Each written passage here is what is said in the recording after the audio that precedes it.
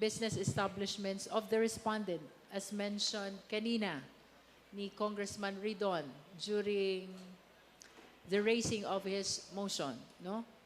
We also acted in favor of the request for protective custody of witness Ramil Madriaga. We are also issuing subpoena ad testificandum to certain witnesses named by Congresswoman De Lima, no? Among those witnesses, of course, is Ramil Madriaga. So we expect to hear his testimony on our next hearing that will be on April 14.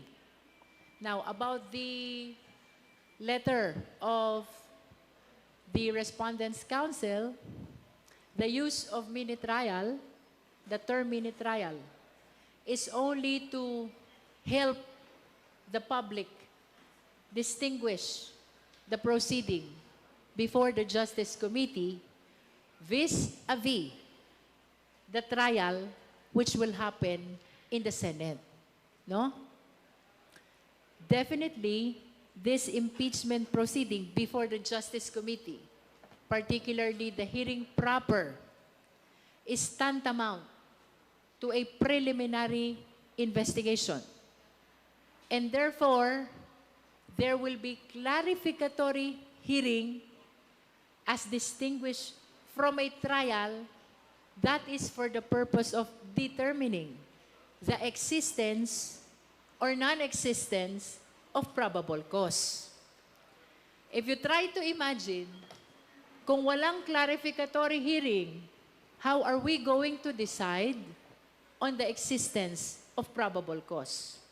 We should remember that in the decision of the Supreme Court, Duterte versus House of Representatives, we were repeatedly reminded to go over the evidence, to weigh the same, and to make sure even that the House members or the Justice members understand and know the evidence that supports the allegation of offenses and allegation of grounds, no?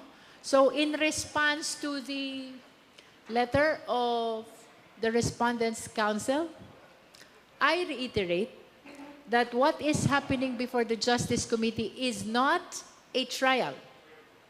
We are very much aware that trial will happen only in the Senate, and that is very clear as well in the Constitution. What is happening before the Justice Committee is a preliminary investigation where there is clarificatory hearing to aid the justice members in the determination of the existence of probable cause. There's actually a big difference between the proceeding in the Senate and the proceeding before the Justice Committee. Remember, our parameter here is probable cause only, which simply means a justification to be able to proceed to trial. Doon sa trial, which happens in the Senate, what they determine is the guilt or the innocence of the respondent. Ultimately, the proceeding before the Justice Committee must be judged not on the basis of the label, not on the basis of the terminology, not on the basis of the nomenclature. It should be judged on the entirety of the proceeding that is happening before the Justice Committee. We maintain the position. This is not a trial. This is a clarificatory hearing akin to a preliminary investigation. For purposes of our opening statement, that would be all. Hi, ma'am. Good afternoon po. Well, you've already clarified about the mini trial. At a press conference po this afternoon, the camp of Vice President Sara Duterte insists that the House intends to conduct a trial. That's why isa po yun sa mga binabanggit nila kaya hindi po sila a-attend. And at the same time, they still question the constitutionality of the overall proceeding. So, having said that, do you still expect the Vice President to attend one of the hearings or sa mga susunod pa po, considering their position? Well, it's hard really to preempt what will be the mindset or the position of the Vice President on the subsequent hearings. But nevertheless, notwithstanding their non-attendance or non-participation in today's hearing, we are welcoming the participation of the Vice President and her counsel at any stage of our proceeding. As a matter of fact, ito yung matagal nang hinihintay ng taong bayan. Ang kasagutan sa mga alegasyon ng confidential fund, threat, at unexplained wealth. The people are waiting since 2024, and we are really hoping in the Justice Committee that the Vice President will participate and take advantage of this opportunity to answer all the allegations against her. Yung kay Ramil Madriaga po, for clarification lang po. So what happens po? Ano po yung magiging process ng pagdadala sa kanya dito sa House? Kung sa April 14 ay ina-expect po na papakinggan na po yung testimonya po niya.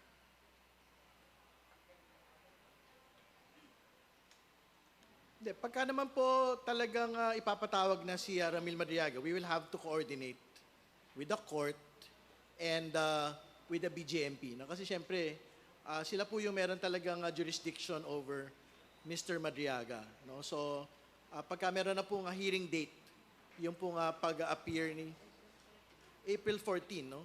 Yung pong pagpunta niya, we will have to coordinate with the court and the BJMP relating to that. In addition to that, in line with our order to issue the subpoena ad testificandum to Ramil Madriaga, as well as subpoena duces tecum with regards to his original affidavit, we have directed the Office of the Sergeant at Arms of the House of Representatives, as well as the Office of the Legislative Security, likewise of the House of Representatives, to coordinate with the BJMP and the court to make sure that all measures in line with his protective custody will be observed when he attends the hearing this coming April 14, 2026. Okay, last question na lang po. Sabi ni VP Sara sa isang statement this morning, parang pangatlong fishing expedition na raw po ito ng House of Representatives. At kanina po, may binabanggit si Kong Rufus regarding dun sa sinasabi ni Kong Terry kanina na he objects because it's a fishing expedition nga daw po. Alam niyo, entitled naman ho sila sa opinion nila eh. Di ba? Pero the facts are very clear. Meron pong kailangan ipaliwanag ang atin pong pangalawang Pangulo doon sa discrepancy na kanya pong asalin ng 2007 at 2024.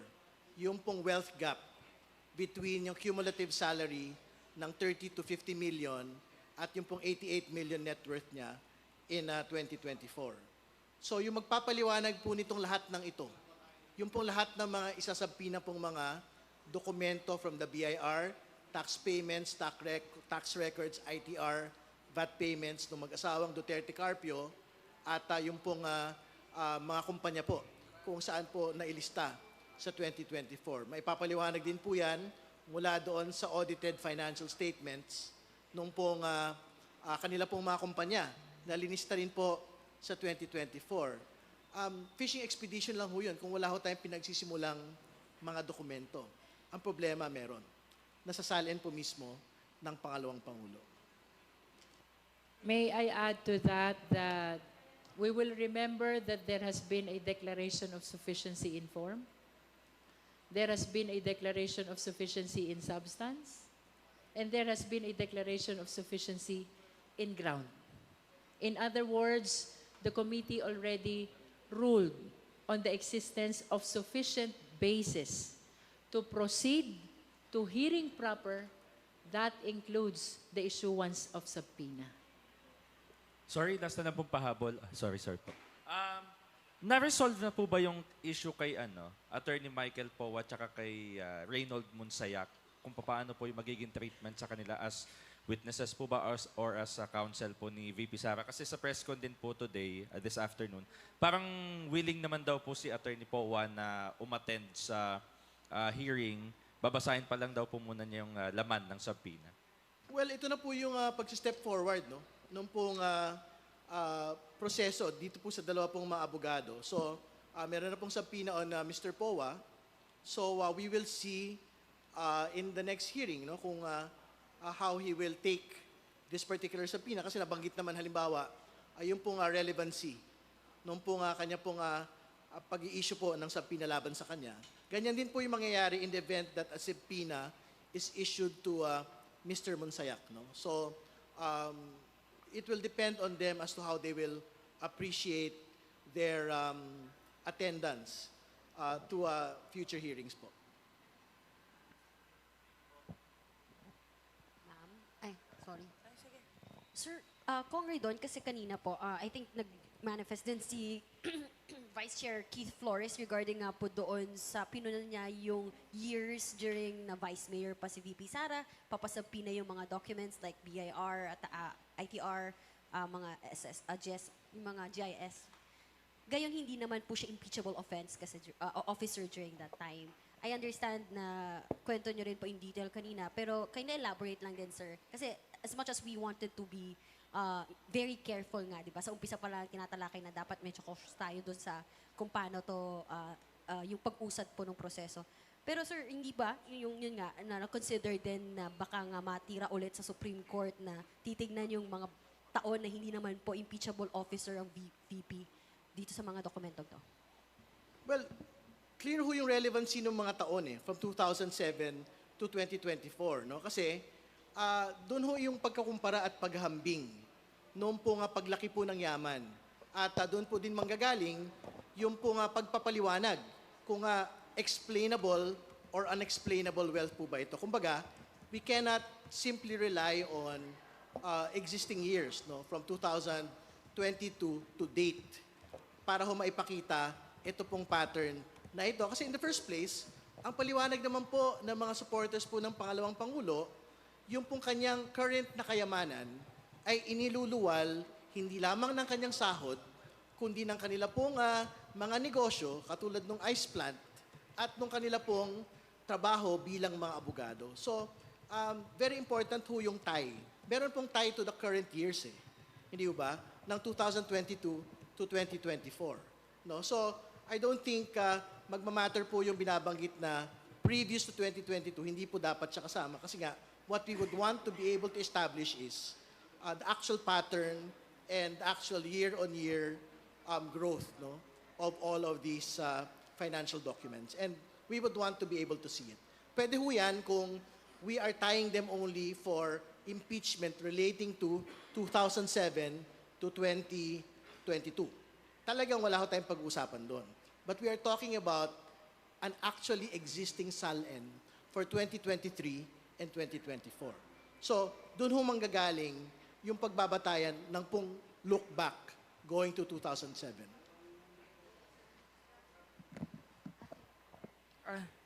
Good afternoon po.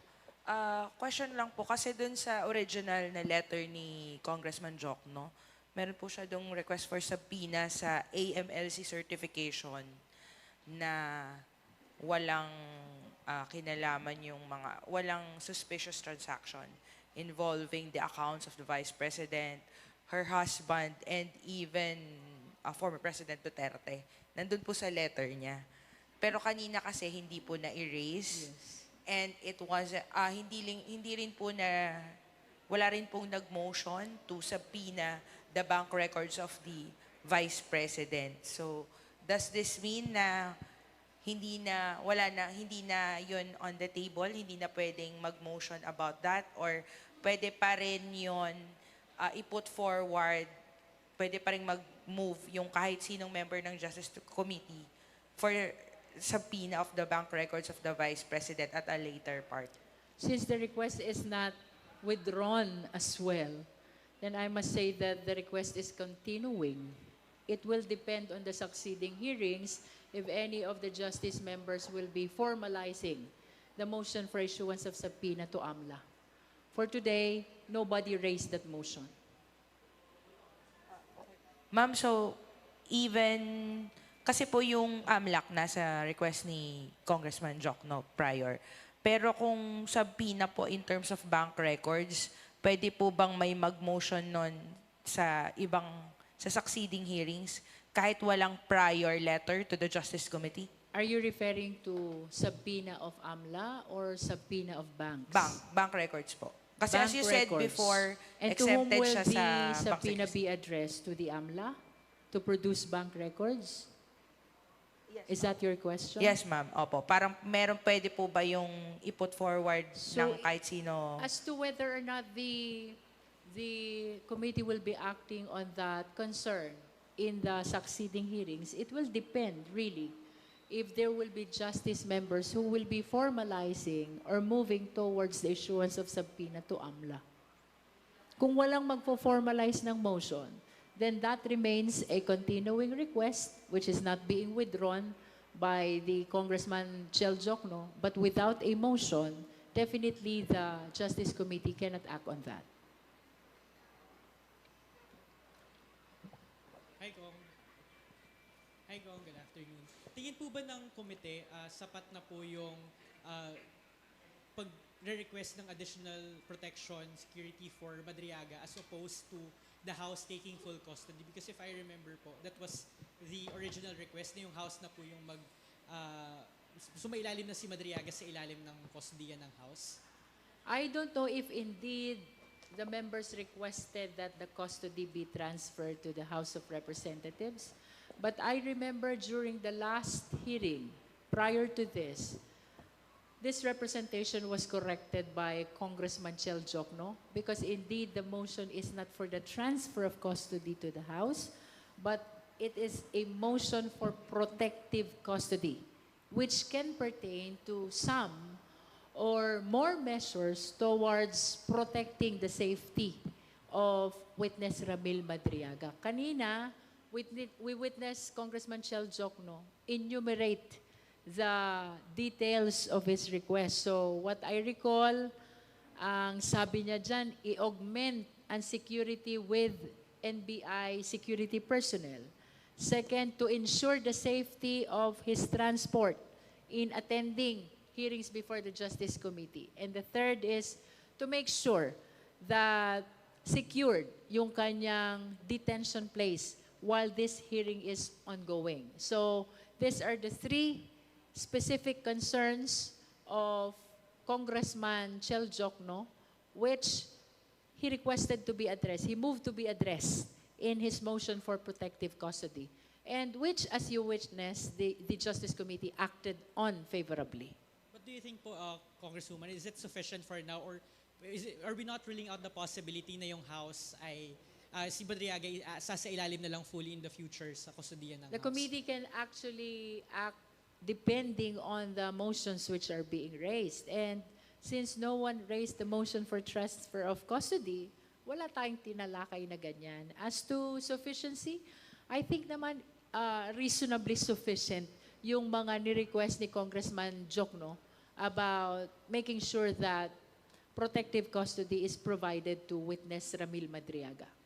Related naman, on another topic naman po, patungkol po doon sa label na mini trial because we saw Vice President Sara's statement and she sort of like siguro weaponized the use of that word phrase. And I remember po last week kayo po yung isa mga nagbanggit noong salitang yon, nung label na yon. Do you still stand by that label categorization to refer to what is happening to here in the House of Representatives, or do you sort of like regret that given na ginagamit po ito ng kampo ni VP Sara? For purposes of accuracy, no, the use of mini trial in the past interviews was only to guide the viewing public in distinguishing the proceeding before the Justice Committee with the trial, which will happen in the Senate.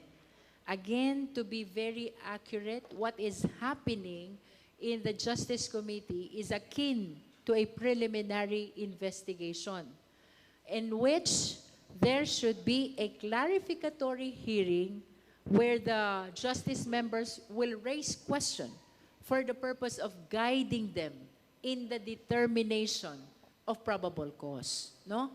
Kung walang clarificatory hearing, kung hindi magtatanong ang mga justice members, ang tanong ko naman sa inyo, paano kaya i-determine ng justice members ang existence or non-existence of probable cause?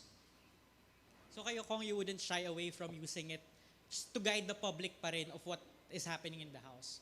Of course, because the intention only in using that terminology is to make it better understandable on the part of the viewing public that this is different from the trial that is happening in the Senate. So no regrets, Kong. No regrets. And finally po, sa pahayag kasi ni VP Sara, I think today, she's sort of like framing what is happening in the House as bakit nagfo-focus yung House dito sa political matter na ito as opposed to gut issues that are happening in the country. Can the House Justice Committee lang po siguro articulate further why this impeachment proceeding is important despite yung nararanasan ng mga publiko, mga gut issues na kinakaharap nila? Well, una sa lahat, hindi lang naman na gut issues yung mahalaga eh. Katulad ng sinabi ng ilang mga senador nung nagdaan pong impeachment, hindi lang naman pagkain, kalusugan at ang mahalaga sa taong bayan. Mahalaga rin po yung pananagutan, mahalaga rin po yung katarungan. Nakakain ba yun? Hindi. Pero mahalaga sa tao yun. Hindi ba? At hindi rin totoo.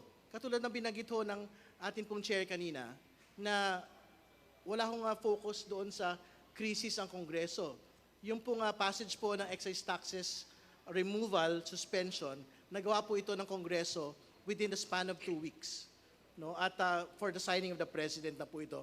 At the same time, na tumatakbo po yung accountability mechanisms ng House Justice Committee na ipagsabay po ito sa economic relief measures po ng Kongreso sa kabuuan. So, hindi po yung totoo na dito lang kami nakafocus sa politika, sa pagpapanagot, kasi ang totoo, kahit sa mga pang-ekonomikong mga usapin, tumindig po yung Kongreso para dito. Thank you po. Good afternoon po. Sige, go. Nabanggit niyo po kanina na expected po yung testimony ni Ramil Madriaga sa April 14. Ano pa po ba yung inaasahan po natin dun sa next na hearing? Lahat po ba nung pinasasapi na po itatakil natin din? Well, since we have issued the subpoena already, we will see if we can accommodate all their testimonies and presentation of documents, then we will do that. Hello po, good afternoon. Isaiah from Abante and Billionario. Ma'am, question lang regarding with the statement of the Vice President na sinasabi nila na hindi na raw nila pagtutuunan ng pansin ang House of Representatives dahil parang sigurado naman ang may impeach siya dito kaya sa Senate na raw sila haharap. So is it parang a sign before us na madaliin na to, magbotohan na sa plenaryo? Kasi parang we're not expecting for the Vice President naman na pumunta na dito. Well, una sa lahat, hindi ko alam doon sa listahan ng mga pahayag ng pangalawang Pangulo na sinabi niya yan. Hindi ko walang ganun. Nakita ko yung statement kanina, ang sinasabi lang niya, dapat ibasura ng House Justice Committee ito pong impeachment complaint laban sa kanya. Wala siyang sinabi patungkol doon sa specific wording na binabanggit po ninyo. Pero again, ang gagawin po ng committee na ito, we will fulfill our constitutional mandate para dinggin ito pong mga ebidensya at magkaroon po ng committee report and to go to the plenary and vote on the impeachment. No? So I think that is the process that we will undertake, no? And given all of the schedules that we have today. Also, sir, just regards with Congressman Rufus kanina, I mean, as he is a member of the committee and sa lahat ng motion, halos siya lang po yung mga tumututol. Are we expecting for him to do that na tutulan yung ibang mga motions natin? I think you have to ask it to him. No? I mean, I don't speak for Congressman Rodriguez. No? So he has his own mind, he has his own view of the world. No? So we respect him. So I think how he will deal with it in the next hearing, so siya ho yung makakapagpasya. Okay, thank you, sir. Good afternoon po, Eden Santos from Net25. Nakonsulta po ba ng mga congressmen na miyembro ng House Committee on Justice yung inyong mga constituent kung talagang gusto po nilang ma-impeach si VP Sara? since sa bawat lumalabas pong trust ratings, mga survey, ay nananatili pong mataas ang trust ratings ni VP Sara. Well, for my part, yes. I am from Batangas. And my constituents support this impeachment process. Well, sa bahagi po, syempre, yung consultative mechanisms naman, no, merong tumututol, meron din pong hindi tumututol, no, dito po sa impeachment proceedings po na ito. Pero balikan ho natin yung Pulse Asia Survey on distrust against the Vice President. Ang pinakamataas pong porsyento ron, ang nakalagay ho doon, corruption allegations against the Vice President. So, Tico, yun ang pinaghuhugutan nung pong mga constituencies po na sumusuporta ho dito sa impeachment. I think they would want to see some closure on the matter of confidential funds, unexplained wealth, and the death threat against the President. Another question po. Bakit po hindi inaalaw or may limitations po yung participation ng mga legal counsel ni Vice President Sara Duterte dito sa mini trial or clarificatory hearing para mas makatulong po na ma-determine yung probable cause kung maririnig din po yung side ng mga ng kampo ni VP Sara through her lawyers po. If we allow that to happen, then that will be a trial. But since this is a preliminary investigation, as stated during the hearing this morning, the participation of their lawyer is limited to the assistance, which will be given during the hearing, submission of memorandum, pleadings, and other documents, and propounding of questions through the chairperson of the Justice Committee. No? Ulitin natin yon. If we allow the raising of questions to the lawyers, not just of the respondent, but even of the complainant, then that will be tantamount to hearing.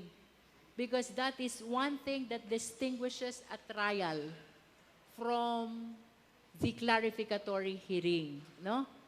And since this is akin to a preliminary investigation only, the questions actually must come from the prosecutors, who in this case are the justice members. But nevertheless, in pursuit of due process, we allowed this morning the lawyers of the respondent and the lawyers of the other parties to propound questions. However, they will be coursed through the presiding officer.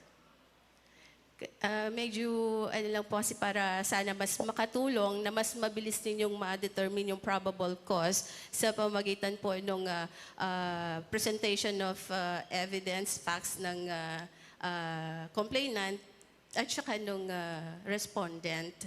Well, let us be reminded that clarificatory hearing for the purpose of determining probable cause is entirely different from the trial which will happen in the Senate, no? Let us remember that the proceeding before the Justice Committee is intended only for the determination of probable cause, described as a justification for us to proceed to trial, no? So come May po, meron na tayong recommendation or pagbobotohan na po ito sa plenary and iaakit na sa Senate. We cannot tell yet. It will depend on the progress of the presentation of evidence of both parties, not just the complainant, because we continue to open the hearing for presentation of evidence of the respondent. Okay, thank you.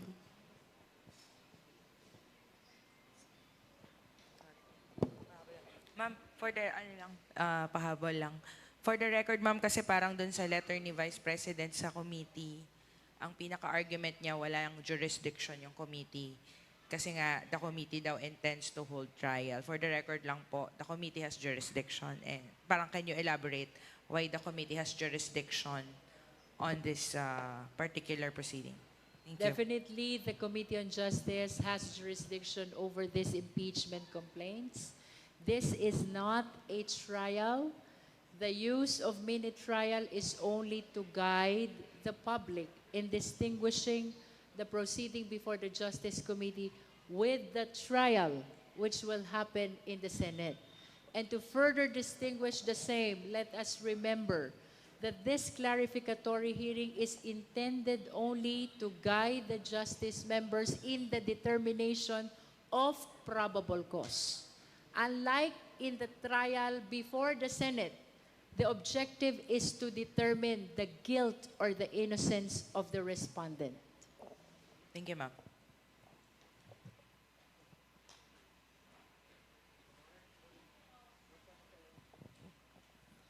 Good afternoon po, Rafi Tima from GMA7. Para lang po mas malinaw palalo, since laging binabanggit na clarificatory lang itong hearing nito at yung guilt ay didetermine sa Senate, is it safe to say na mas mababa yung bar dito sa mini-hearing or sa probable cause compared dun sa Senado? Para po sa mga nagko-question na naghahanap ng ebidensya dito pa lamang po sa inyong mini-hearing. That is correct, no? Dito sa clarificatory hearing before the Justice Committee, probable cause ang pinag-uusapan. Although I stated in my opening statement that this is different from the probable cause as defined in the criminal prosecution.